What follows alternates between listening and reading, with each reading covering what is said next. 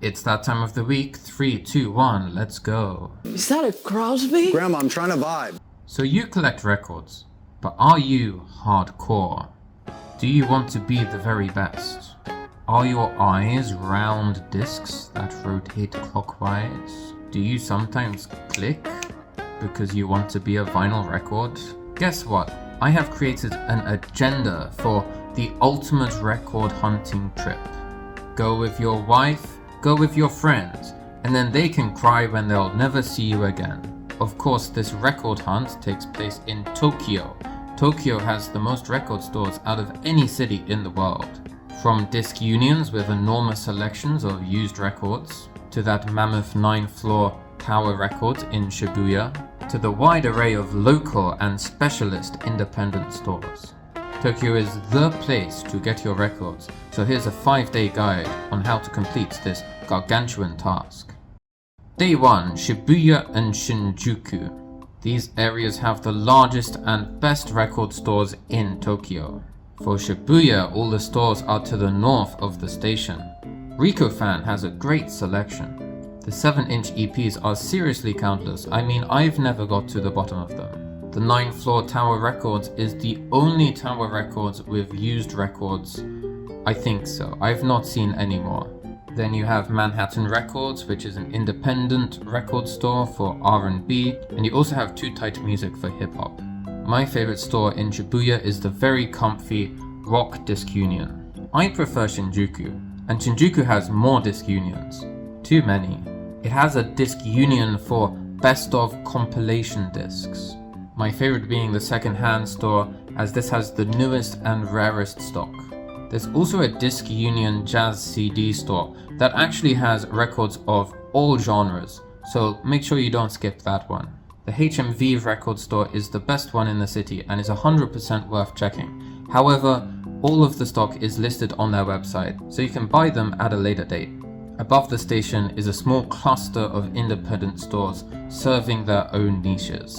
They're cool, but like one of them's always closed and one of them I couldn't find the entrance to. Day 2, Akihabara and Ochanimizu. Akihabara is not a necessity, but it works out with the route.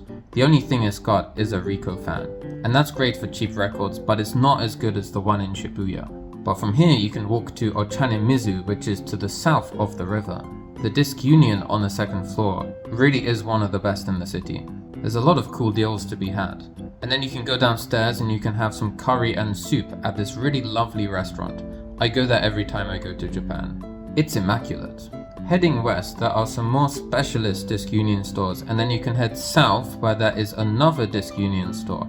This one is cheaper than most of the other stores, but the stock isn't quite as good.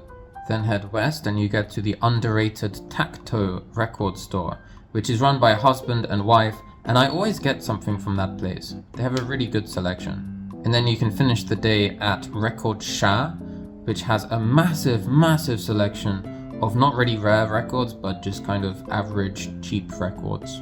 Day 3, the Shinjuku train line. Start the day in Shinjuku and you can finish any of the stores that you didn't finish in day 1. From Shinjuku, going on the Chosoba train line, you can stop off at most of the stations. Each of these stations feature a cluster of independent record stores and the occasional disc union. So you hop off the train, check out a few record stores, hop back on, then hop back off. This line features the most iconic record store in the whole of Tokyo. It's called Flower Record. It's in Nakano and it's like a hoarder's house, but it has a lot of personality, so I love it. You can barely move in there, and there's a shelf of EPs that is at a 70-degree angle.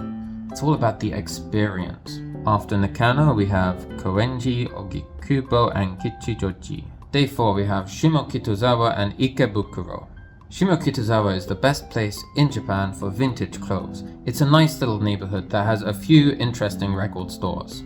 My best finds from my last trip were in the Shimokitazawa Disc Union. On the way to Ikebukuro, you can check out the second most iconic record store in Tokyo, and that's called Harry's in Takada no Baba. No, I got it right, Takada no Baba. An old lady follows you round the shop as you gawk at the strangely priced records. Some of them about right, some of them 10 times the price.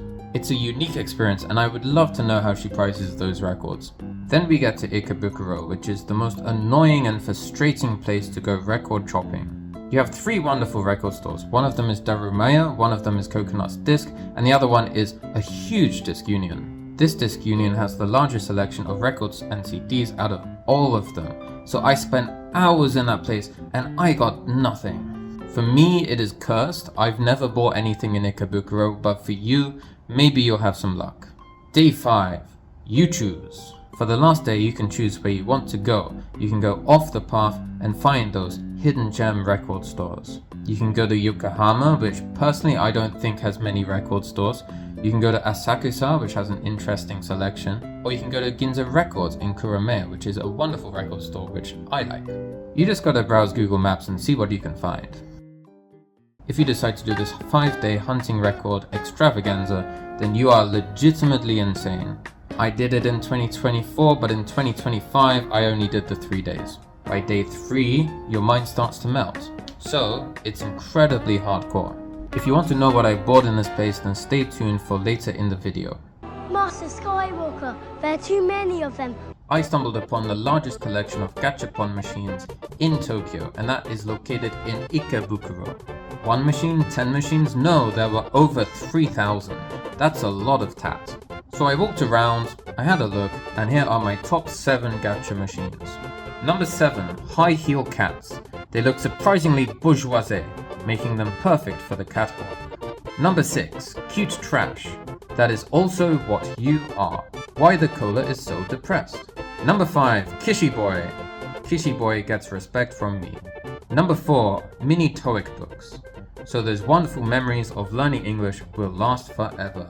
Number 3, pizza bike seat covers. It's cool, it's really cool, but probably an elaborate ploy for some weird Japanese guy to lick your bike seats.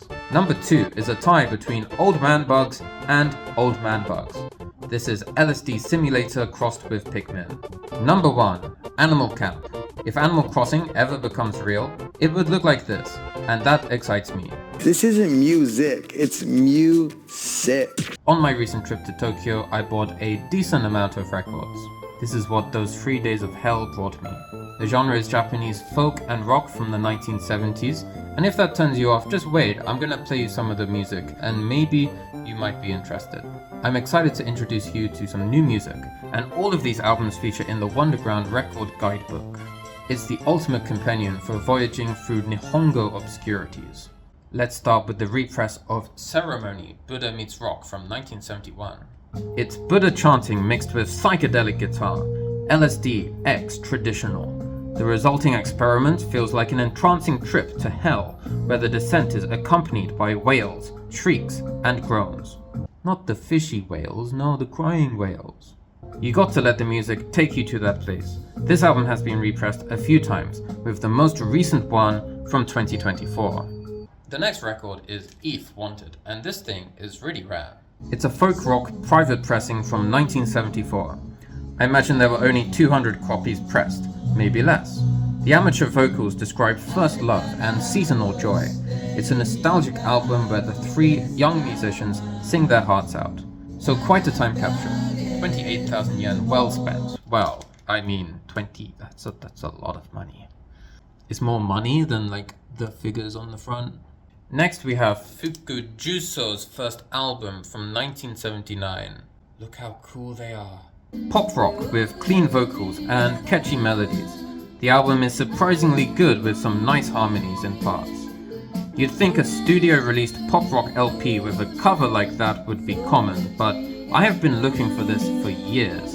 A copy appears online every 6 months or so. Deceptively rare, but worth the 3,800 yen I paid for it. Then we have some hard rock with the private pressing Hard Treatment by Beggar's Banquet. It's from 1976, but the name of the band was taken from the Rolling Stones' 1968 album. If you like clashing guitars, wild vocals, and impressive guitar solos, then this album would be more your kind of thing. It's a hidden gem of the underground rock scene, and I was very lucky to find a copy for 7,000 yen. The regular price is between 25,000 and 30,000 yen. Following on, we have Planets in Rock Age from 1971. Look at that pussy. Why did I say that? a collaboration of experimental rock and Japanese funk from legendary musicians like Hiro Yanagida, Akira Ishikawa, Jiro Inagaki, and Kimio Mizutani. Electric guitars cross paths with booming trumpets to create an upbeat, crazed, and unique compilation.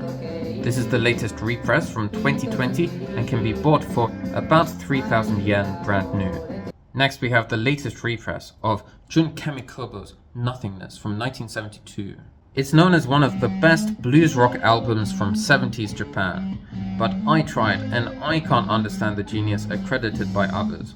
I'm really not a fan of this one. The original pressing is about $2,000, so the repress from 2020 for 3,000 yen is nifty, very nifty.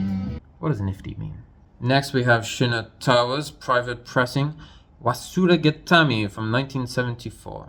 As you can guess, this is also a repress, this time from 2022. This one is a mixture of folk rock and psychedelic rock. The vocals are similar to J.A. Caesar. They are deep, foreboding, and shaman-ish. Another 3,000 yen repress of an ultra-expensive record, because you're worth it. I'm worth it. Finally, we have an original pressing of Chronicles' 1975 album Toki wa Subete. Ima wa Toki no Subete. Toki no Subete. Ima wa Toki no Subete. It's psychedelic space rock akin to Far East Family Band with hints of Pink Floyd. It's proper zone out, traveling through a wormhole music, which is one of my favorite genres. In 1977, it was repressed in the USA as Like a Message from the Stars. An original pressing like this can be bought for 1,500 yen. That's more like it. To conclude, this book is awesome. You should be trying to listen to as much music from this book as you can. That's a recommendation from me. So that's the video. Whether you think the plural of vinyl is vinyl, or you think the plural of vinyl is vinyls, make sure you subscribe and ring the bell for notifications. Don't miss my weekly uploads. Everyone is welcome on this channel, but when I get to 100,000 subscribers, I'm gonna kick out all the people that say vinyls. I mean, I love you all. So, see you in the next video. Goodbye.